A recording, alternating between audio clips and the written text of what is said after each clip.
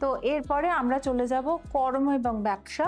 কর্ম এবং ব্যবসার দিক থেকে যেটা দেখা যাচ্ছে এবছরে বৃষ রাশি, এবছর যারা কর্মপ্রার্থী আছেন তাদের কিন্তু কর্মলাভের একটা সম্ভাবনা আছে।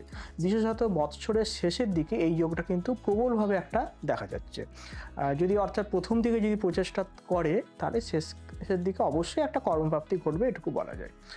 আর যারা কর্মরত আছেন তাদের ক্ষেত্রে কিন্তু কর্ম পরিবর্তনের যোগ আছে। যারা ট্রান্সফারের জন্য চেষ্টা করছে এই সময়টা কিন্তু খুব দারুণ সময় এবছরটা, অর্থাৎ ট্রান্সফার কিন্তু হবে, বা যারা দূরে আছে তাদের চাইছে হয়তো কাছে আসতে, বাড়ির কাছে, এগুলো কিন্তু একটা সম্ভাবনা কিন্তু দেখা যাচ্ছে।